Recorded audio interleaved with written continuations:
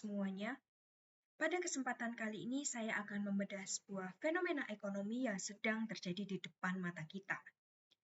Topik kali ini kita akan membahas tentang digitalisasi UMKM sebagai akselerator pertumbuhan ekonomi nasional di era industri 4.0. Topik ini akan mengupas bagaimana teknologi bukan sekadar sebagai alat bantu, melainkan menjadi nyawa baru bagi perekonomian rakyat Indonesia. Lalu, mengapa topik ini begitu krusial? Mari kita lihat fakta mengejutkan berikut ini. Teman-teman sekalian, tahukah Anda bahwa 61 dari total PBD Indonesia atau setara dengan nilai ekonomi raksasa sebesar 9,580 triliun ditopang oleh sektor UMKM? Ini artinya lebih dari setengah nafas ekonomi bangsa ini bergantung pada pedagang pasar, pemilik warung, dan juga pengrajin lokal. Namun, ada ironi besar di sini. Baru sekitar 30% dari mereka yang benar-benar terintegrasi ke ekosistem digital. Bayangkan, resiko besar yang akan kita hadapi. Jika sektor tulang punggung ini gagal beradaptasi, kita sedang mempertaruhkan stabilitas ekonomi nasional. Lantas, situasi apa yang sebenarnya mendorong urgensi transformasi ini sekarang? Pergeseran ini didorong oleh 3 faktor fundamental. Yang pertama, pandemi COVID-19 telah memaksa kita melakukan lompatan teknologi. Pakar ekonomi menyebut pandemi mempercepat adopsi digital hingga 3-5 tahun lebih maju dari prediksi awal. Yang kedua, e-commerce bukan lagi sekadar alternatif, tapi kini telah menjadi tulang punggung utama ekonomi digital Indonesia. Yang ketiga, perilaku konsumen telah berubah permanen. Masyarakat kini menuntut kemudahan, lalu mereka beralih ke platform daring karena efisiensi waktu dan juga promo yang lebih agresif. Untuk membuktikan bahwa ini bukan sekedar asumsi, mari kita bedah data real dari Badan Pusat Statistik berikut ini. Grafik ini menunjukkan nilai transaksi e-commerce di Indonesia. Berdasarkan data terbaru BPS tahun 2024, nilai transaksi melesat mencapai 1,288,93 triliun. Angka ini mengalami kenaikan signifikan sebesar 17,08% dibandingkan dengan tahun sebelumnya. Kenaikan yang konsisten ini mengonfirmasi satu hal, bahwa pasar digital adalah pasar masa depan. Uang akan berputar di sana. Lalu, jika UMKM kita tidak hadir di sana, mereka akan kehilangan kue ekonomi yang sangat besar ini. Pertanyaannya, mengapa bisnis online bisa tumbuh sepesat itu? Jawabannya bisa terletak pada efisiensi biaya operasional. Mari kita bandingkan dengan tabel berikut ini.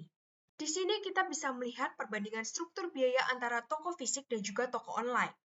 Pada toko fisik, pengusaha terbebani fixed cost atau biaya tetap yang tinggi. Sewa ruko juga bisa memakan puluhan juta per tahun, ditambah dengan biaya listrik dan juga gaji penjaga toko yang wajib ada meski nantinya tidak ada pembeli. Lalu kita bisa bandingkan dengan toko online. Biaya sewa tempat bisa ditekan menjadi Rp0 dengan memanfaatkan marketplace. Biaya admin juga hanya muncul jika ada transaksi atau variable cost.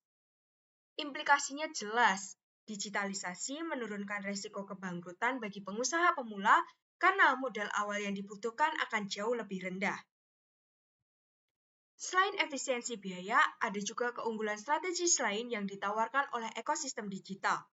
Ada 4 keunggulan utama yang tidak dimiliki oleh pasar konvensional. Yang pertama, sistem pembayaran akan lebih aman dan juga tercatat otomatis. Yang kedua, logistik terintegrasi, di mana di sini pengiriman barang bisa dilacak secara real-time.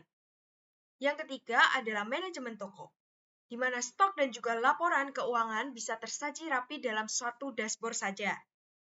Dan yang keempat, yang paling revolusioner adalah sebuah jangkauan pasar. Sebuah UMKM keripik di pelosok desa kini juga bisa menjual produknya ke Jakarta, bahkan bisa ekspor ke luar negeri tanpa harus membuka cabang fisik. Lalu, ketika kita bicara soal pembayaran, ada satu revolusi yang tidak bisa kita abaikan. Revolusi tersebut yakni KRIS. Siapa yang tidak kenal KRIS? Di mana data menunjukkan lonjakan volume transaksi KRIS tumbuh di atas 200% secara tahunan. Yang membanggakan di sini, 92% pengguna kris adalah UMKM. Ini bukan sekedar soal gaya-gayaan membayar pakai HP saja. Penggunaan kris menciptakan sebuah jejak digital di mana rekam jejak transaksi inilah yang membuat UMKM menjadi bankable. Sehingga mereka lebih mudah mendapatkan pinjaman modal dari bank karena arus kasnya itu tercatat lebih transparan. Namun, perjalanan menuju ekosistem digital yang sempurna tidaklah mulus. Kita masih menghadapi tembok penghalang. Kami memetakan 3 tantangan utama menuju 2026 beserta solusi konkretnya. Tantangan yang pertama yaitu kesenjangan literasi digital.